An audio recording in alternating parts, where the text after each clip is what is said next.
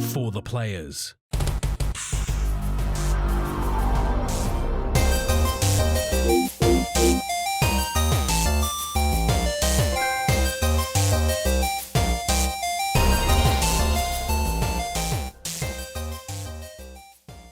I'm Ryan Betson. I'm Max Cooper. And this is For the Players, the pop culturist PlayStation podcast. Over 40 years of playing PlayStation and 10 plus years in that games meeting combined. I want to thank you for joining us in this PlayStation conversation. This PlayStation conversation happens every Monday morning at 8 a.m. on podcast services, including Apple Podcasts and Spotify, and 9 a.m. on those YouTubes. But if you'd like to take part in, if you would like to take part in future conversations with us, you can. If I can say it properly. Check out our socials, Facebook, Discord, Instagram, and Twitter. All of those links can be found in the description below. If you want to join the conversation as it happens, head over to twitch.tv/thepopculturist, where you can watch us record this show live, where you can jump in the chat and become part of the show. If you want to support the show, you can. Tell your friends, tell your family about this PlayStation pod. If you are listening on podcast services, be sure to give us a 5-star rating and a written review. If you're watching on YouTube, be sure to like, subscribe, and comment below. I endeavor to answer every single comment. And if you want to support us financially, you can at patreon.com/thepopculturist, as well as our merchandise store, popculturist.com/shop, where you can buy shirts and other assorted shit with our logos on it. Remember, PSVR is 1 month away. Patreon.com/popculturist. I kind of now want a DualSense Edge. I'm not gonna lie. So. Why? Like, yeah, look, right now they're out in the wild, or at least into very specific people, primarily internationally. I know a lot of local people got like a 2-hour hands-on with it. But why? What is it that's making you excited? I've been playing a lot of COD again recently. Yeah, so have I. And I'd really like those bumpers back. Okay. Yeah. But the $330 price tag is fucking. It's atrocious. Hey. So, it won't be happening unless they go like considering the fact that they're like competitors. Elite controller is only like 230. It's fucked that it's so much more. Wait, they're one or two? Mark 1, Mark 2. 2. Really? Two's only 240. The one's only like 170 now. Damn. Like they're significantly more expensive to get substantially fucking haptic feedback, but with the same battery and piano gloss, right where you touch your fingers all the time. Bold strategy, Cotton. Oh well, anyway. But why? I don't know. Hey, I'm not the price guy. Well, why don't you just get your fucking PS4 controller with the back button adapter and plug it into your PS5? That should work. Because then I'll lose the haptics. You see, I want to have my cake. You just shat on the haptics. No, I'm shitting on the fact that the haptics are $90 apparently. Fair enough. How you been, man? Yeah, not too bad. Yeah, anything major to report over the last week? Not really. Yeah, me either. Fucking spent like 3 hours at the pool yesterday. I've been swimming so much over the last like week and a half. It's crazy. Oh man, like my son loves the pool, and he's recently sort of got really into it. And like you and I went last week with our children, not our collective children. We don't have a child together, not for a lack of trying. But yeah, no, we were there for yonks. We can't get pregnant the way we do it. Wait, what? Yeah, but we'll keep trying. So is she getting more confident in the pool? Yeah, more confident pain in the ass. No, she's good. She had another fall, trying to jump into the pool. Yeah. Just being cocky and then just leaning way too far forward and just fucking rolling in off the side. But she remembered from last time. She's like, "Dad, look, I'll hold my nose and we'll go underwater." And she's it's been getting good. That's a good improvement. Yeah. I just wish we didn't have to stay for so long, and that like she doesn't lose her fucking mind every time we need to leave. Oh yeah, that's the reason I'm there for like 4 hours with my kid, because it's the exact like he will just be a prick if we leave anytime earlier. I managed to get her to go down the water slide with me. Oh, so nice! Like that little purple one, and it just fucking wrecked her. Because like I was holding on to her, but because my feet hit the edge of the water first, it just smashed her. Like all the water just like smashed her. Oh, that was great. Uh, Magic Car Shane in the chat does ask a very important question. Now we need to know, what would you both name your son or daughter if we did have a child, Max? What would we name our kid?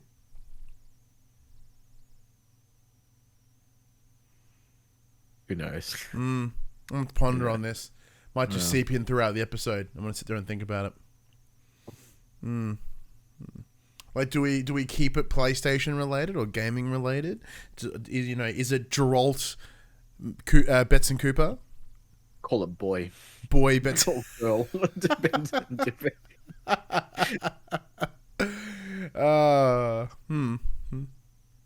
Kraloy, says the puck in the chat. I'm not sure. Let us know in the comments below what you think the name of our horrific child would be if Max and I were to make a baby. That would be... Who has to carry it?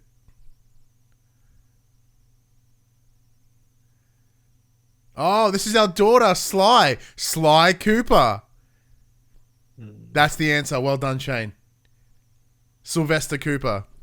Sylvester Betson Cooper. Or Sly Cooper for short. And I can't name her Allie because my sister's name's Allie. And my wife's name. And your wife's name is Allie. So Allie's out of the picture.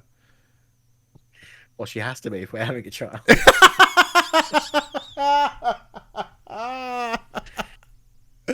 Well done. Well done. Yep. All right, let's get let's get into the next section that every fucking podcast does ever. What have you been playing?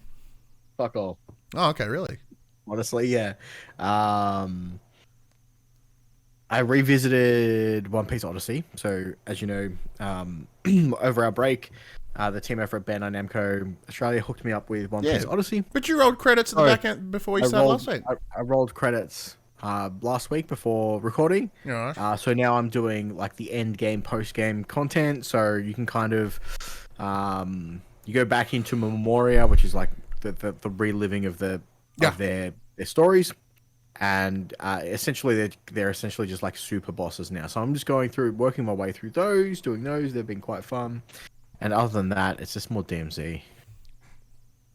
But I haven't really been playing much this week. It's been okay. Well, yeah, I haven't touched DMZ at all, really. Like, I've done a couple of runs, but all my friends are back on the Escape from Tarkov grind because they just had a full server wipe, so everyone's playing that. So I've been playing DMZ primarily solo. Well, just hit me up, because like the reason I haven't been playing is because you haven't messaged me. I'm like, oh, because you're my reminder that I probably should play some DMZ. So yeah, no, it's just been that really, and obviously as I alluded to before, I think right before we started recording, I said that I'd turned off Persona, so I've been playing Persona 3. Oh yeah, because the Persona ports dropped this week, but you've been playing it on them best Xboxes. Thanks to the power of Games Pass. Yeah. I do have like an Xbox in the house. I could also play it on Game Pass, but I don't want to start it and then play it on PlayStation. Yeah. So how are you finding it? How's the port? Because this is a PSP game. Yeah, so I didn't play. I've never played the PSP version. I think I technically I played like the opening 20 minutes, and that was it. Yeah. I've never really, because I never owned a PSP, so. I got one. But it seems good. It seems fine. Cool. It's way dumbed down from what I like. Having played Persona 5 before and going back, they've obviously made so many improvements over like Persona 3, 4, and then to 5 that Persona 3 is a fucking point and click adventure for the majority of the game. Oh. Like, you don't walk around the school like you did in Persona 5. You don't do all this other you do stuff. in 4. Like, so 4 must be the one where, because 4 Golden, I spent quite a bit of time on the Vita. In 3, once you're in like the dungeon area or the labyrinth area, you walk around. It's it's a top down isometric walk around, but I think it's fine. But in the day to day, it's all that point and click. Fascinating. Well, there you go. A lot more streamlined, I guess, being on a portable device. Yeah, it's cool. It's fun. Totally forgot to activate your Persona. Persona 3 is like crazy. They refer to them as evokers, and they're essentially they're like the spitting image of a gun, and you just like shoot yourself to summon forth your powers. Wait, bad. get fuck out, really? Like really, yeah, yeah. That's, Super, really bad. that's gnarly. That's quite gnarly. Quite gnarly indeed. I haven't been playing a game where I shot myself in the face, I don't think. So I think I mentioned this last week. So I did, for no real reason at all, went and replayed Uncharted 3 because I realized I had never finished it. So I remember replaying it when the Nathan Drake collection came out because I did 1, 2, and then I started 3, and then I just fucked off. So I rolled credits on that this week. So finally got that done, which was awesome. 2 is still the best. I'm gonna argue 2 is still the best. But 3 is quite good. I know Paul James from Player 2 will probably have a go at me now because I know he loves number 3. That's pretty good. What else have I been playing? I've really jumped into Hades again over the last couple of days. So since I had I bought an SSD like a couple of weeks ago when I had money, and because one was on sale for like $200 off. I was like, shit, yes, I'm gonna buy that. So that arrived because it came from the UK. Put that in the PlayStation, which allowed me to install some more games. Brilliant, fantastic. So I reinstalled a couple of games that I keep thinking about wanting to go back to, and one of them was Hades. So I just started running through the fucking whatever the hell it's called again. What's it called in Hades? The part where you go. Tartarus. Yeah, you run through Tartarus and sort of in that whatever, which is stacks of fun. I'm really enjoying it. I'm using different weapons this time than I did last time. And like there's that gun one I didn't realize I had unlocked. That fucking goes. The fisticuffs goes. The bow and arrow, not very good. You shut your damn mouth. It's so slow. You've got to be fair. You've got to get the right upgrades. But yeah. See where I get them upgrades. Yeah, the fisticuffs I like going in and just wrecking shit. The shield I can work with. The spear is pretty sweet, and the sword and shield's fine. But yeah, I'm just still going through it again, enjoying it. I cannot, for whatever fucking reason, I cannot get past Elysium. It's 'cause you're bad. Well, I could have told you that. But like, how many levels are there? 3? 6. 5. 6. There's 6. 6. And I can't get past the 3rd one. How the fuck am I supposed to do more than 3 in one run? To be fair, that one is like the worst. Because like either I end up using all my death defiances before I get there, shits me off, or I lose them all in there because whenever I happen to be the strongest, I get there, and then it's not just a Minotaur, it's some other prick as well. I can never get past it. Not once. Any weapon. Any boon. There's 4. Tartarus, the lava place, Elysium, and then the tunnels, the Shane. Alright, well, at least I can make it like 3/4 the way through the game. That's fine. I'm happy with that. Like, due to my poor ability at playing games, I'm happy to make it 75% of the way through it, and that's cool. What else? What else I've been playing? I booted up Disco Elysium yesterday because I haven't played that in a little while. So I was playing with my partner Phoebe. She has. I wanted a cool game that she could sort of play without actually playing, and obviously because it's so articulate and in its sort of and its use of VO, I was like, oh, this could be fun because it's kind of like playing D&D without playing D&D. So I booted that up and she got into it a little bit. I was like, all right, let's see how this goes. And then it felt like we had played for like 6 hours and it felt we have done nothing. So let's step away from this. Let's come back. And we ended up watching Community. But yeah, no, Disco Elysium's still very cool.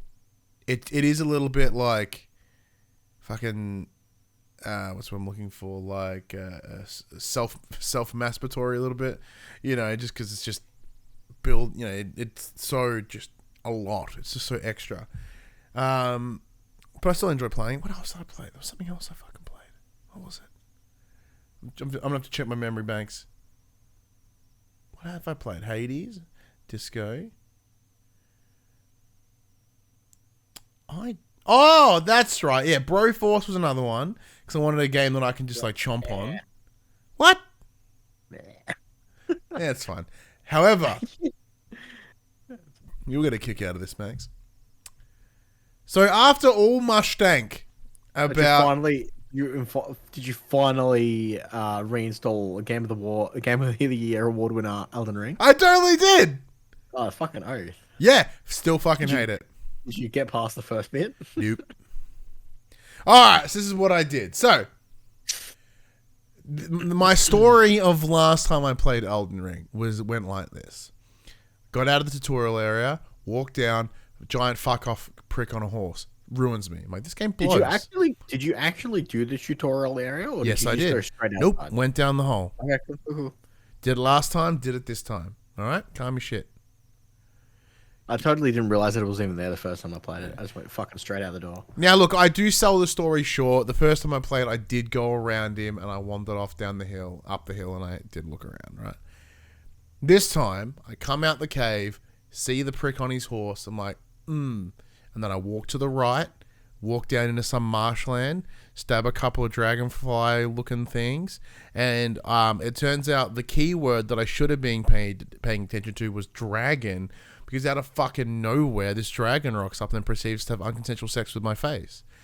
And I just get obliterated. And then I'm like, what the fucking point is this game? I stop playing.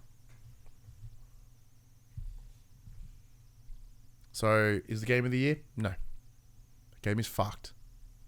The game is bad. I can see its potential. But the game is dumb. Mixed because of my lack of skill, and just because it's fucking stupid. What? Oh, I'm laughing at something else. Oh yeah, you should be laughing at a shit fucking game. Well, it's clearly not because it fucking won. So No. It's the same bullshit wank. It's the same critic wank circle jerk that we see at the Oscars every year. Should that movie have won? No. But everyone that like is in the industry is like, just jerking off on each other about this one fucking game or one movie because whatever, right? That is what Elden Ring is. Elden Ring is a giant fucking circle jerk by people that want to think they're great at games, so they love this game. Take that. Can't think of the guy's. What's the guy's name? What guy?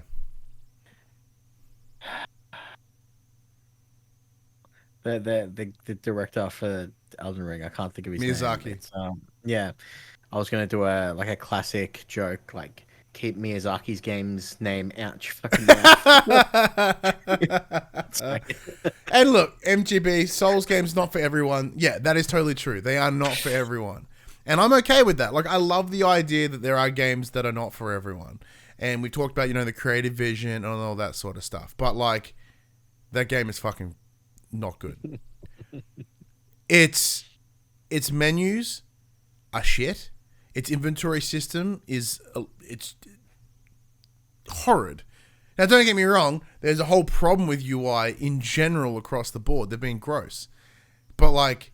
it's fucking gross. It's clunky. It's bad. It's not good. That's what happens when you can hold every single fucking item in the game at once. Yeah. Yeah. Like, once again, I don't want the game to hold my hand. But some minor direction would be nice. Because everything... It tells you to go to the academy in the lake. He doesn't tell you how to get there. Where does it fucking say that? It's at the very start in the cutscene. It tells you where the lords are. You just gotta go kill the lords. Just do it. It's not hard. It's not Zelda. Hard. It's like Zelda. Go kill Ganon. You can fucking do it at the very start of the game. That's also a fucked game. That's also a shit game.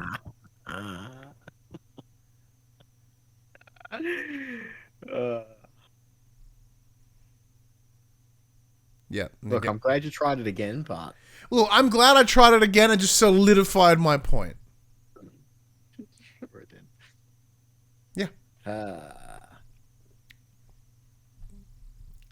I'm like, sit on that. Fucking Elden Ring is trash. Just don't understand, mate. Don't understand.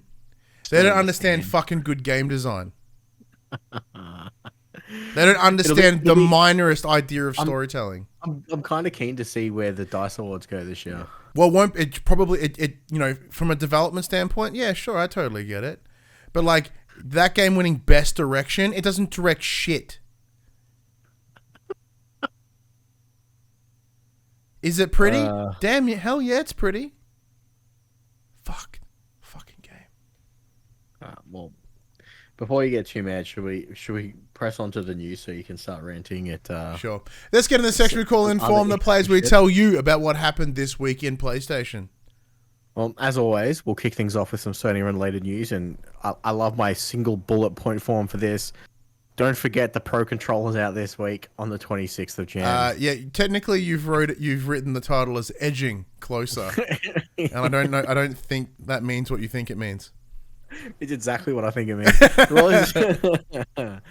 So if you have the expendable dollary dues, check it out. Let me know what you think. So it'll be out in 3 days from the day this goes up. Yep. Brutal. Yeah. Not happening. PSVR 2. With PSVR 2's February 22nd launch fast approaching, we now have the lineup for the launch window titles. 37 titles are included in this launch window, both new and upgraded titles. PSVR 2 will be able to hit the ground running. The launch window runs through March of 2023. Yeah, so from the back end of a month and a half. About a month and a week. So yeah, about 40 something days. So with coming out on the 22nd, you're back end of March. So Max, you got the list there? I have the list of all 37 titles. Well, let's go through them and we'll comment on the ones that stand out. After the Fall. I don't. What the fuck are you? It's that co-op shooter from Vertigo Games. Yeah. Okay, cool. With the big monsters. We have Altair Breaker, which is a weeb sword fighting game. Yeah. From memory. So so far we're 0 for 0. 0 for 2. Before Your Eyes. Skybound Interactive. Oh, Skybound are okay, I suppose. Cities VR. Oh. Cosmonius High. Oh. Creed Rise to Glory, the Championship Edition. Okay. Dark Pictures Switchback. Yep. Demio, which I'm keen for. Yeah. It's the D&D tabletop thing. Dyschronia Chronos Alternate. Fantavision 2020X. GT7. No, it's motion sickness. I'm out. Horizon Call of the Mountain. Yeah, big one. Job Sim. I've already got platinum on that one. Jurassic World Aftermath. Yeah. Kayak VR Mirage. Yeah, that looks pretty. That does look pretty. Kizuna AI Touch the Beat. No. That sounds weeby as shit. The Last Clockwinder. Sounds like the Light The Light Brigade. Moss 1 and 2. Yeah. NFL Pro Era. No. No Mansky. No. Pavlov VR. Pavlova VR. Yes, please. Pistol Whip. Oh, Pistol Whip is awesome, yes. Puzzling Places. Resi Evil Village. Oh, yes. Res Infinite. Yeah. Song in the Smoke. So, is that a Snoop Dogg album? Star Wars Tales from the Galaxy's Edge. Bingo. Synth Riders. The Tale of Onogoro. Tentacular. Tetris Effect. Thumper. The Walking Dead Saints and Sinners Chapter 2 Retribution. Vacation Sim. What the Bat. Yeah. And Zenith the Last City. Cool. Well, look, I chipped off 10 on the list just now. So like I guess I think it's, although it's not on here, I'm pretty sure Beat Saber is also coming. Yeah, I think it is too from memory. But like I don't know, 10 like a third is good, right? Like I understand not every game's for everyone, and if I'm like, oh, there's at least 10 games, make me go, oh yeah, I'll check them out. That's not bad. So I'm keen for Zenith the Last City, because it's like a big weeby MMORPG game in VR. That's like ticks all all the boxes. I really want to play Tetris Effect in VR. Oh, haven't you ever played in VR? No. It's fucking awesome. I want to play Pistol Whip. Yeah, I'll play Whip again. And obviously Demio. Big one. Yeah, I want to give this fucking Walking Dead a go. Apparently it's great. Well, not too much longer. About a month. Literally a What month. month? Taking donations. Yep, that's it. All right, I'll jump into PSVR these. 2. I'll jump into these other two, and then we'll. Wait, hang on. 1, 2, okay, no, you keep going. So I know you like to do the quick bits. Last of Us TV. Yeah, man. As you all know, the first episode aired last week, was watched by 4.7 million viewers, making it the second biggest debut on the network since 2010's Boardwalk Empire. So go them. Commenting on the achievement, producers Craig Mazin and Neil Druckmann said, quote, "Our focus was simply to make the best possible adaptation of this beloved story for as big an audience as we could. We are overjoyed to see how many fans, both old and new, have welcomed The Last of Us into their homes and hearts," end quote. Yeah, look, it's been awesome, by the way. Sort of seeing not just the love for it within the game space, but also the love for it external to the game space. Like my mum and my stepfather, they've watched it. Like people at work have watched it. Like it's around, right? Like I've heard it be used as examples when, as like the new Game of Thrones, where like that's the one that everyone's book clubbing every week. It's kind of fun because I'm on because we've thanks to Binge and HBO, we've been having them a bit early. Like I'm only up to like episode 3 because I don't want to run too many of them, knowing that you and I are going to review each one. And even right now, all I'm remembering is episode 3, and like I kind of need to piece the pieces together for 2 again, because 3 just blew me away so hard. No spoilers. Yeah, well, what are you hearing around? Like, have you heard people in your world outside of games? I got my mum to watch it, and she's pretty keen. She's like, I'm interested to see where it goes. It's so far so good. But most of the people I know who are watching it because they played the games and whatnot. Yeah. No, it's absolutely fantastic to see. And I can't wait to talk about the other ones. Oh goddamn, you are in for a treat, peoples. You are in for a treat. Woo!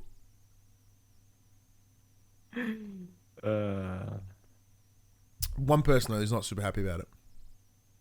Oh, yeah. Want to jump on this one? Yeah, go for it, man. All right. So, for those that may not know, The Last of Us was written by and created by 2 individuals, Neil Druckmann and Bruce Straley. So Bruce Straley, one of the veteran game directors responsible for The Last of Us and its Left Behind expansion, not to mention all the Uncharted series, has called for unionization in the video games industry. Straley was not credited for his role in shaping the setting and characters featured in HBO's currently hugely popular adaptation, with Neil Druckmann and Craig Mazin being awarded writing credit. Straley states that, quote, "It's an argument for unionization that someone who was part of the co-creation of that world and those characters isn't getting a credit or a nickel for the work they put into it." Straley, end quote. Straley left Naughty Dog back in 2017 after spending 18 years working at the studio. He co-directed The Last of Us and Uncharted 4: The Thief's End alongside Druckmann. The LA Times piece describes the relationship between Straley, Sony, and Naughty Dog as, quote, "strained." What's your thoughts, Max? It's weird. Yeah. Because obviously the same thing happened not long ago with one of the sound designers for God of War.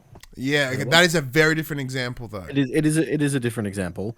So, but I guess for context, the individual that did the sound design for God of War, part of the stipulation is you must be working on the game for X amount of time. They had come in as a freelancer and they did like less than 6 months. Therefore, it didn't meet the requirement to be credited. There's that whole argument of, at some point, like depending on the company, he's probably signed something that says any work you do whilst under the company is owned by the company, therefore blah, blah, blah, blah, blah. So he was just another worker that did it because otherwise you'd have to credit everyone who worked on that thing in there, and it's a weird line to draw in the sand. The other thing is it depends on how the credits are rolling at the end of the HBO show. Like, does it say game creator Neil Druckmann, or is it because Druckmann also worked on the HBO series? He's part of the team over there doing this show. Is that why he's in the credits, or is he in the credits because No. Well, for both game creation and his work on the TV series itself? yeah. So the second little line you put in there was, you know, that Neil Druckmann and Craig Mazin are being awarded writing credits. Yeah, because they wrote the show. They adapted the game into the show. Bruce didn't do that.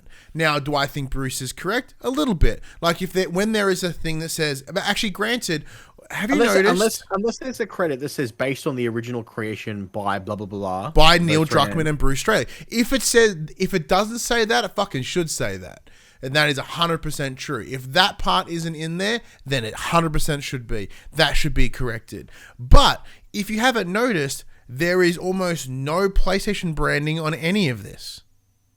Like, they are intentionally keeping a distance from the game. Now, once again, you know, everyone that's reviewing it's like, oh, has the video game curse been broken? That has been broken for a while, fucks. You know, allegedly it was broken by Castlevania. Allegedly it was broken by the Cyberpunk show. You know, like, it's not the first time that or Arcane was another one as well. Like, how many times can this curse be allegedly broken, by the way? But there is still, regardless, this stink that comes with a video game adaptation. And, you know, like PlayStation Studios, as in PlayStation Movie Studio, remember how they made that sizzle reel fucking thing to put at the start? PlayStation Productions, thank you, MGB. You know, they put that at the front of Uncharted, but it does not. In the opening credits of the show, it does not have the PlayStation Productions logo and or sizzle reel. It's not there. Because Sony didn't make it. HBO made it. No, but like, once again, if that's that connection, right? Yeah, but my argument for that is the Uncharted movie was a Sony production movie. Correct. This is not a Sony production. Which TV tells series. me, yeah, which PlayStation put nothing into it. No money, no nothing. It's entirely funded by HBO. Yeah. You know, which paints a different picture. Yeah. But is Bruce wrong? Depends. Should he be credited if it says based on the works of X and Y? Yes. Should he be given a written credit for the show? No. Should he be an executive producer? No. Unless he did those things. Are they pulling, you know, some of the scripts from the original game? Yeah. It's what an adaptation does. And then once again, the licensing rights, the ability to make said adaptation comes in the hands of PlayStation. They didn't need to get Bruce's opinion on it. I respect the man. I respect the work and the games that he has made. But there's to me, I know this is really gross, but there's a black and white there. Like, it's very different. Like, there was I forget who it was in the comics world, but there was I think it was like Superman or Batman or something, where like the one of the original creators, might actually maybe in a Marvel property, never got credited as a co-creator. Was only ever given to one person. And then they spend years and years and years fighting to have that person represented as one of the co-creators of this character. And eventually they got it. So every production since pops up saying X character created by Y and Z rather than just Y. That is different because that's what it should be. If like the credits don't show that, then Australia has a point. But yeah. All right. Avengers, speaking of Marvel stuff, Avengers Disassembled. So support for Marvel's Avengers will officially end on the 30th of September 2023. Crystal Dynamics has confirmed.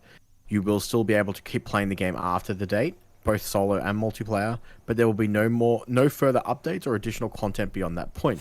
What's more, you will no longer be able to buy on the digital storefront. To be able to buy it on digital storefronts. So that's it, done. Starting on 31st of March this year, 2023, all, quote, market, challenge card, and shipment cosmetic content, end quote, will be made completely free to all players, which is at least a nice gesture. This will occur alongside the launch of the title's final update, which promises gameplay balance adjustments. Quote, we can't thank you enough for your support and for being part of our super team, end quote, reads the developer's farewell blog post. So the last content update they got was the back end of last year when Winter Soldier and whatever the stupid lab things were. So no new content will be added from that point. And after March, there will be no more balance patches. They've also said that if you own premium in-game currency, they will be converted to in-game resources to help you continue play the game once they stop support for it. So congratulations. Oh, and they also announced that Spider-Man will never leave the PlayStation console for Makes sense. Marvel's Avengers. It will never come to another console. Or platform. Yeah. Yep. No. Yeah. Never go to another platform. What's your thoughts, Max? It survived longer than I thought it was going to. I thought it was already dead. I legitimately forgot it existed. Like, it's cool that they're at least leaving things up so you can still play it. You can still play solo. You can still play multiplayer. You can do all those things. So I'm sure the people who still play that game are at least, thankful for that. It's kind of dirty that they're just giving away everything for free after people have probably spent a lot of money getting those things if they've chosen to do so. One of the things that this game did was it marketed itself insanely. Like, apparently a big part of this game's budget was just marketing. It's like, remember there was like a special skin you could just get from Extra Gum. There was special marketing that you could get from AT&T or something.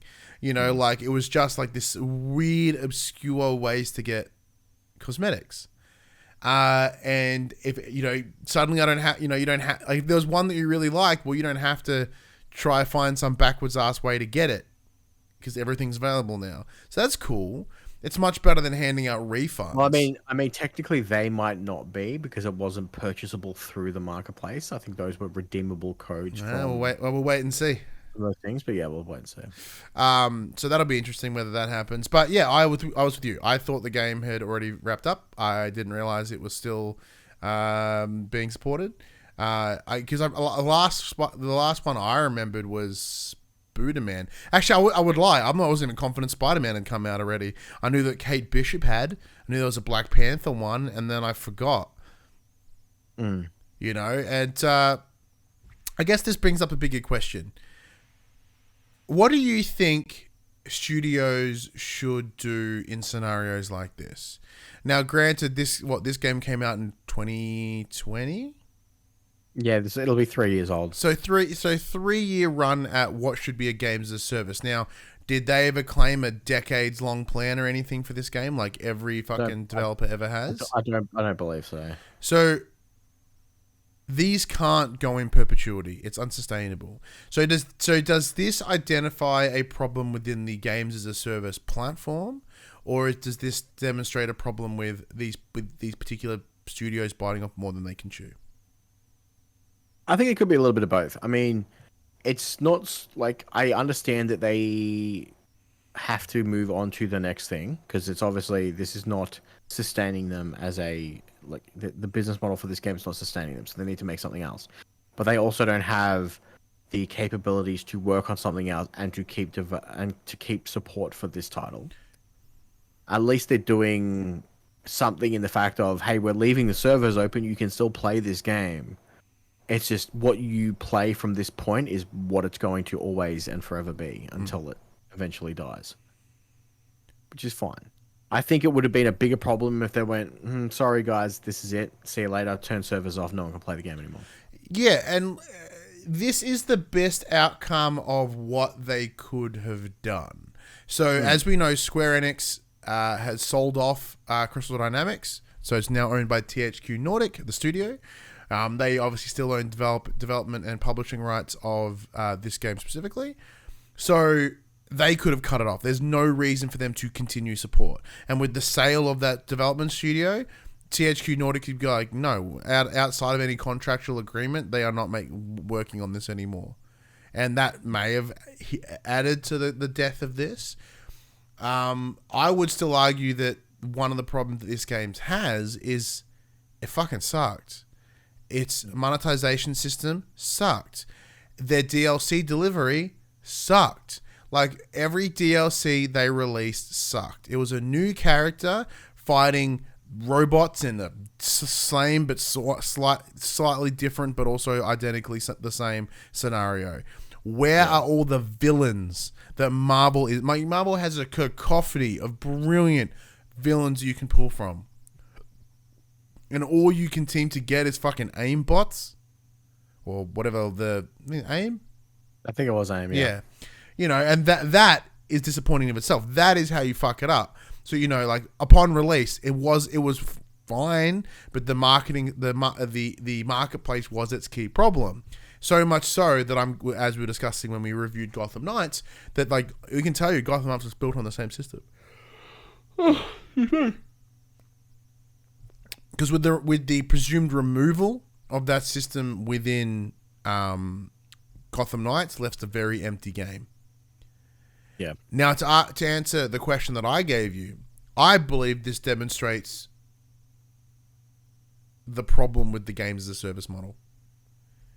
Is that because the genre, the delivery is designed entirely on time.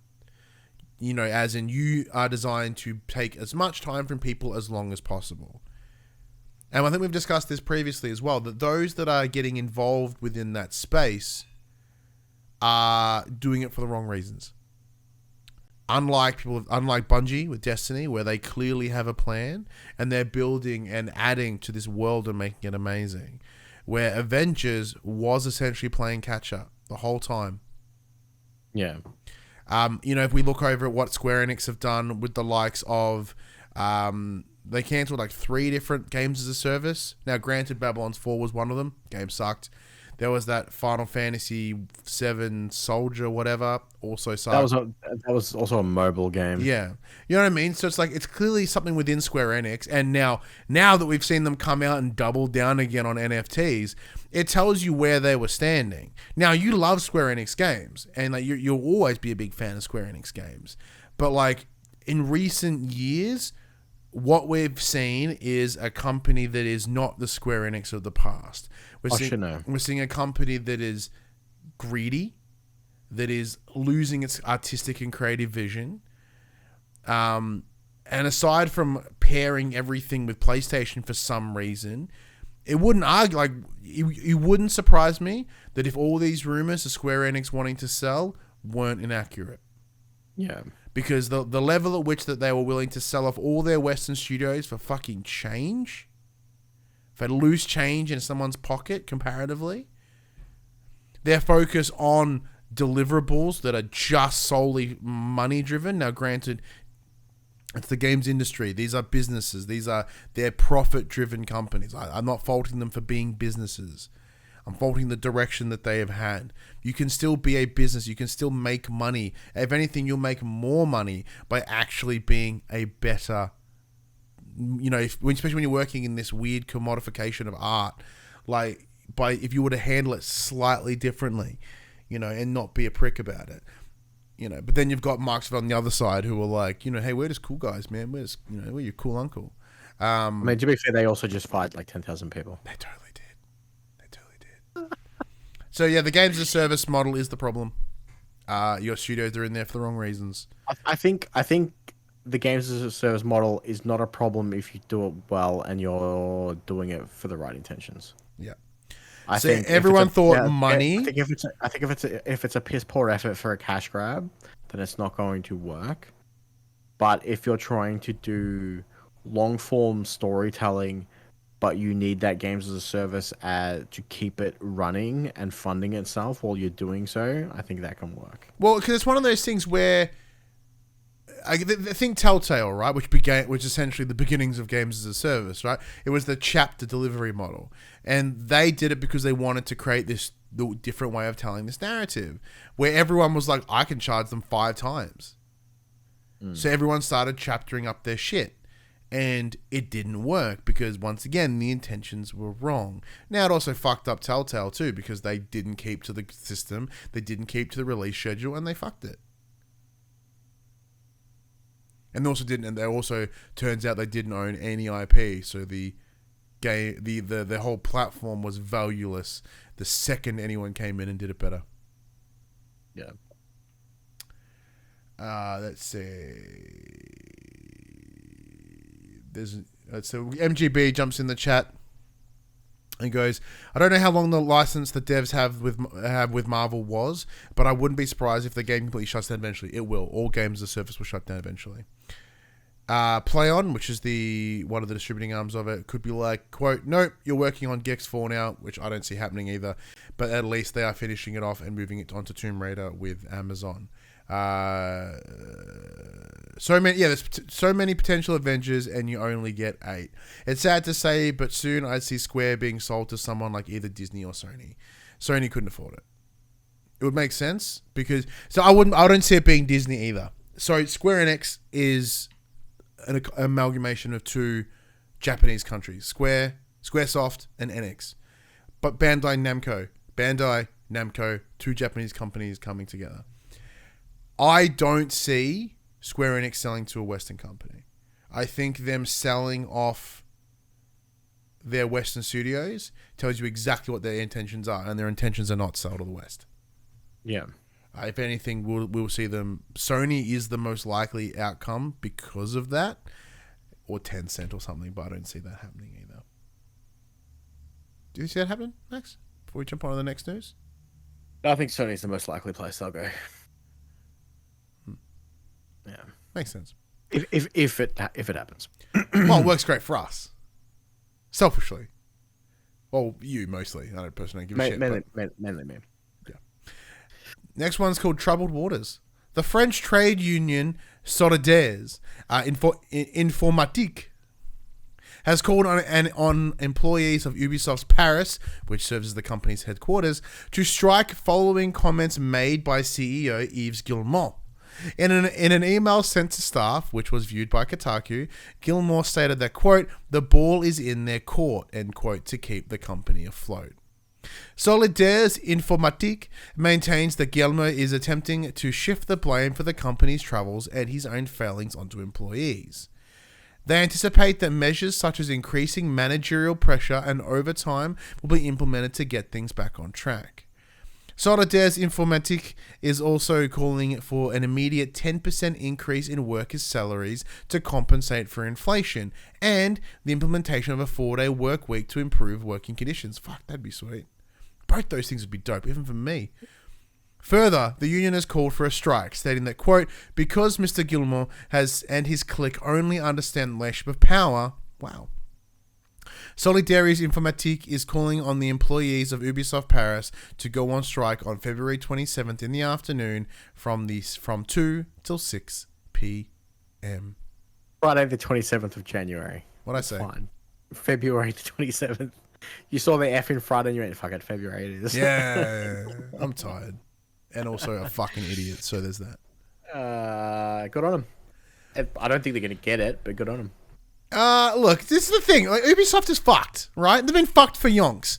And yeah, so basically, I read the thing. So basically, his statement was, we've cancelled these games, and without your work ethic getting better and the quality of your games getting better, this company won't stay afloat. He's like, the ball's in your court. He basically just fucking pissed it off and threw it to the employees and went, fuck this sexual assault hiding motherfucker. Fuck him. Fuck the company. Like, in terms of the people that I know that work for Ubisoft, absolutely lovely. Individuals, brilliant. Fuck the company. Fuck him. It's bullshit. It's absolutely fucked. Well, I'm saying, this is a company that's fucking murdered itself. Completely murdered itself, right? There was a time where Vivendi were wanting to buy this company out, right? So what did the Guillemot family do? They bunk it down because the family's majority shareholder. Not in a gross Vince McMahon WWE sort of way, though. Thank fuck. So Vivendi were trying to get 50 plus 1 or whatever the actual fucking percentage they need, the shares to be able to do a hostile takeover of the company. I kind of wish they did now, but because essentially what happened is, people were just willing to sell their stock to Vivendi because they had no faith in Ubisoft, right? They'd not done anything of note or anything of like good at the time. They were fine. They'll buy the numbers, right? So they chose to pull back, hold off, sit on Assassin's Creed to deliver the next, make sure the next one's really fucking good. They re-went and they went down that more creative path, in theory, to deliver better games. Where are we now? We are exactly where they were And Vivendi don't want them. No one wants them. Do you see them selling 21? No, because they're about as fucking tarnished as damaged as Activision Blizzard because they've got a fucking shit cunt of a CEO who just knowingly has let abuse, sexual abuse, just fucking people treating people shit without anything. No verbal acknowledgement, nothing. Dumps the person. Fuck him, fuck the company. As much as I'd hate to see everyone lose their jobs. Cool. They're in such a position where the only thing they can do is sell off the games that make them money. Then what? What's Ubisoft's identity right now? Who the fuck is this company? There's years ago, Ubisoft used to mean something. It's like Konami used to mean something. I mean, are you still not Ryan Ubisoft bets? I haven't been for a while, my friend. Haven't been for a while. Because there was a window of time when they're on their swing, their upward swing. I was like, fuck yeah, man. You know, I like Far Cry, right? I like these couple little Ubisoft things that they did. I was always in. I like climbing towers to ping the map full of fucking shit. Yeah, and then they did that again. I'm like, okay, I don't know. Okay. And again, I'm like, okay, cool. And then again, I'm like, oh, fuck. Maybe if I play this different genre of game. Nope, it's the same. They just reskinned it. They Ubisoftified it so hard that there is absolutely zero diversity, zero strength, zero of anything. Nothing that's enticing to play an Ubisoft game moving forward. To their credit, they did support the likes of For Honor for no reason, right? Like, they supported the wrong games. And they made, like, Steep, which failed, so they reskinned it and made it Riders Republic for some reason. Where's Division's Heartlands, by the way? The best thing to come out of fucking Ubisoft in years. The Division. Where's Heartlands? I'm glad they stepped away from X-Defiant, that fucking, visual vomit of a battle royale they wanted to make. This company's fucked. Fucked. Quick biddies. I'm going to add one on the fly because I forgot to put it in. All the people in the overlap on the Venn diagram of people who love Power Wash Sim and people who love Tomb Raider just got really hard this week because Power Wash Simulator is getting Tomb Raider free DLC where you can wash the Croft Manor. They're so specific. I read that and I couldn't help but laugh. Yeah. Now to the real quick biddies. The Calisto Protocol has added a new game plus in its latest update. This is fascinating because, like, from what I'm hearing, people don't even want to play it the first time. So why don't I play it again? The Witcher 3 current gen version is getting a physical re-release this next week. Okay. So if you don't own it and you want it on disc, you can get it, I guess. Despite only a small amount of review codes making their way into the wild, Forspoken has leaked everywhere. So to add to that, right? I'm aware of one person, possibly two, having a code in this country, in Australia. 2 at max. I can confidently say 1. I don't think anyone has PC codes. I think they're all console codes. So I'm aware of one outlet and one person. Should we should we be very, very concerned? Probably. Yeah, we should. Deadpool joins the Midnight Suns in The Good, the Bad, and the Undead on the 26th of January. The Returnal cycle continues on PC February 15th. Oh yeah, I forgot that's coming to PC, eh? My PC can't run it. No, because it's wanting to use all the fucking sexy SSD RAMness. It's not as crazy as Forspoken, but it's still pretty gnarly. Didn't Returnal need like a fuck ton of RAM because to run it on the recommended requirements for Forspoken is 24 gig of RAM. Isn't Returnal's 32? Forspoken's Ultra is 32 gig. Okay. With a 4080. I thought Returnal's minimum was 32. I don't know. Either way, I have fucking 8. I have 32 in my PC, but it's the processor and the graphics card. Yeah, look, I got a first gen Ryzen, I got a 970, and fucking 8 gigs RAM. This PC sucks a whole kind of bumhole. And lastly, Modern Warfare 2 and Warzone 2 Season 2 has been delayed by 2 weeks. Oh, that's a lot of twos. To the 15th of Feb. That's handy because I haven't got everything I want in the Battle Pass yet. I finished my Battle Pass. I just need to work out how to equip most of the shit. Well, I would like to be able to play music in my car while I'm driving. Well, then we need to start cramming because I want to get What are you doing? What are you doing after this? Editing this video, I guess. Yeah, but once that's edited, it's pretty much done. So maybe. Cool. Cool. But look, if you're not grinding out hot, your Modern Warfare 2 Battle Pass, maybe there's some upcoming games this week that might get your attention. Forspoken is coming to the PS5 on January 24th, but be hesitant because no one's heard shit. When's the embargo? The day before. This game is munted. World War Z Aftermath coming to PS5 on Jan 24th. Wonder Boy Anniversary Collection, PS4, PS5. Tenacious D reference there. January 26th. Dead Space, which is also not out. Oh, it's a little bit of time left on it. It looks awesome. PS5, January 27th. Black Firewall _ PS4, PS5, January 30th. Power Washer Simulator coming to consoles, baby. PS4, PS5, January 31st. Season, whatever the fucking long version of that name was. PS4, PS5, January 31st. Can't actually care to play it. It was a bit artsy fartsy, but wanky. Still want to play it though. And what could be the real game of the year, according to our friend Joel at Anygame, SpongeBob SquarePants: The Cosmic Shake comes to PS4 on January 31st. I got to hit up Play On because I want to get a fucking code of SpongeBob, Fucking SpongeBob. So Dead Space, the big one this week. Oh yeah, Dead Space, unquestionably. Forspoken could be great. I'm still gonna get it and play it. Like I still want to play it. It's on my my thingy because I'm a mental patient apparently. It's on your list. Actually, this is a big week. This is the first week of our draft because you've got Dead Space and I've got Forspoken. Dead Space is clearly going to do better. Yeah. So this is going to set the establishment of our draft for the year. It's going to set the tone for the year. Yeah, it's to set the tone, and that tone is me getting pummeled. Because Forspoken ain't going to do well. That's funny. Anything in the chats? Oh, there's anything in the chats saying it's pre-show. Excuse me. All right. Wrap up, Max.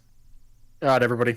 This PlayStation conversation happens every Monday morning at 8 a.m. on podcast services, including Apple Podcasts and Spotify, and 9 a.m. on those YouTubes.